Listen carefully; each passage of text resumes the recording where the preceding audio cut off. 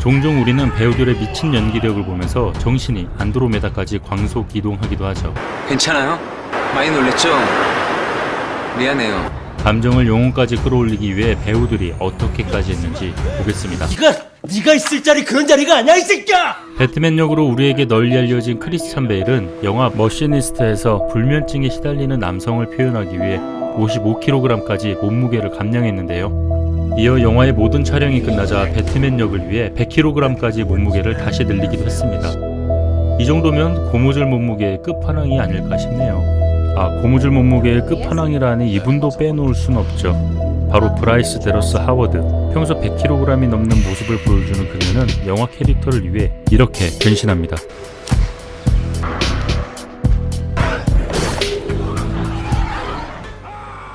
히스 레저는 조커 역을 소화하기 위해 한 달 동안 자신의 집에서 한 발짝도 바깥으로 나가지 않으며 고독감과 편집증을 키워냈으며 결국에는 불면증까지 이르렀죠. 배트맨 원작을 읽으며 자신이 조커가 된 입장으로 광기에 찬 문구를 휘갈겨 넣은 캐릭터 일기를 쓴 것은 유명한 일화. 여담으로 순정마초 역을 주로 맡았던 히스 레저가 과연 조커를 연기할 수 있을까? 대부분의 제작진들은 히스 레저의 조커 역에 반신반의했던 상황이었는데요. 영화 촬영을 하기 전 대본 리딩을 하는 자리에서 그가 첫 대사를 읽자 모두들 그의 목소리가 바뀐 것을 알아챌 수 있었고 소름, 대박을 예감했다고 합니다. 데브 1을 촬영할 때 알파치노는 고독과 외로움을 표현하기 위해 촬영 현장에서 누구와도 이야기하지 않았고 데브 2에서 로버트 드니로는 이탈리아계 미국인의 악센트를 배우기 위해 실제로 이태리 시칠리아에서 몇 달 동안 살기도 했습니다. 그의 또 다른 영화 택시 드라이버에서는 택시기사 역을 소화하기 위해 한 달 동안이나 12시간 교대로 근무하는 택시기사로 일을 했다고 합니다. 그야말로 마고 로비를 위한 마고 로비가 멱살 잡고 하드캐리한 영화 수어사이드 스쿼드. 조커와 할리퀸이 배트맨에게 쫓기는 장면이 나옵니다.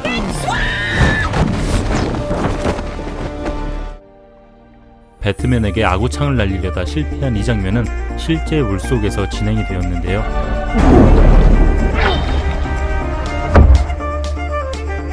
더군다나 연기까지 완벽히 소화해야 하는 그녀는 이 장면을 위해 전문 다이버에게 몇 주 동안 숨 참는 법을 배웠고 마침내 5분이나 숨 참는 법을 터득했다고 합니다. 그뿐만이 아니라 삼시세끼 당근 다이어트, 복싱, 각종 무술, 심지어 총 쏘는 법까지 훈련받았죠. 우리에게 조커로 유명한 호아킨 피닉스, 영화 글래디에이터 앙코르 등을 통해 한창 주가를 올리던 그는 2009년 배우로서 은퇴를 선언합니다. 은퇴 이유는 힙합 가수가 될 것이라고 모두가 충격의 도가니탕이었죠.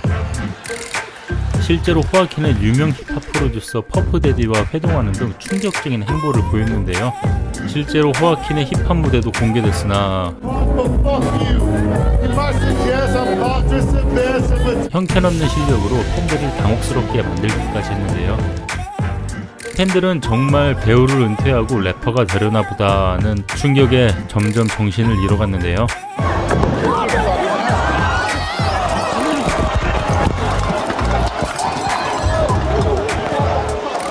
하지만 이러한 기행은 전부 다큐 영화 I'm Still Here를 위한 것, 그의 이상한 행동이 전부 영화 촬영 중이었던 것이었습니다. 도대체 영화 한 편을 위해 전 국민을 속인 너, 칭찬해. 영화 양들의 침묵에서 FBI 요원 잭 크로포드를 연기한 스콧 글렌. 그는 극중 분량이 다소 적을지언정 연기를 위해 투자한 노력은 엄청났는데요. FBI 요원을 연기하기 위해 버지니아 퀀티코에 있는 FBI 훈련 기관을 방문해 연쇄 살인범에 대한 교육을 받았다고 합니다. 여기서 끝이 아닌데 당시 FBI 요원은 스콧에게 여성들이 고문을 당하는 실제 음성이 녹음된 테이프를 들려주었습니다. 때문에 그는 오래도록 악몽에 시달리기도 했죠. 1986년 우리나라 공포영화 여곡성에서 국수가 지렁이로 바뀌고 그걸 그대로 먹는 장면이 나오는데요.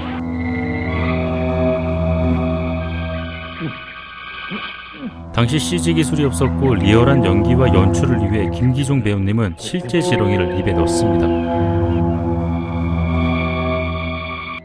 수차례 진행된 테이크라 정신적으로 많이 힘들어하셨고 이후 국수를 입에 대지 못하는 후유증이 왔죠. 영화 피아니스트가 우리의 뇌리에 여전히 강렬하게 남을 수 있었던 이유는 에드리언 브로디의 가슴 미어질 듯한 연기력 덕분이었습니다. 2차 세계대전으로 인해 가족을 잃고 목숨만 부지한 채 숨어 살아가는 외로운 피아니스트 블라디슬로프 스필만 역을 연기하기 위해 그는 많은 것을 희생했는데요. 바로 세상과의 고립을 선택한 것이었죠. 자신의 자동차와 아파트를 모두 처분하고 지인들과의 교류를 전부 차단했습니다. 심지어 여자친구와도 말이죠. 달랑 가방 2개와 키보드 하나를 들고 유럽에 도착한 에드리언 브로디는 기아의 고통을 느끼기 위해 식음까지도 전폐. 키가 2m에 달하는 그의 몸무게가 이 시기에 58kg까지 나가기도 했습니다.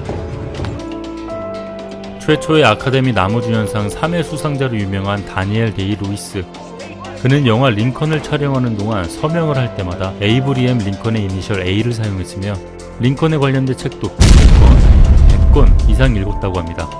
그의 다른 영화 나의 왼발을 촬영하는 동안 신체적 장애를 가진 모습을 자연스럽게 표현하기 위해 촬영장에 있을 때면 절대 휠체어에서 벗어나지 않았죠. 때문에 스태프들이 일일이 그가 앉아있는 휠체어를 들어올려 장애물을 넘어다니며 낑낑 됐다고. 우리에게 감동을 주는 배우들의 연기는 그냥 턱하고 나오는 것이 아니었습니다.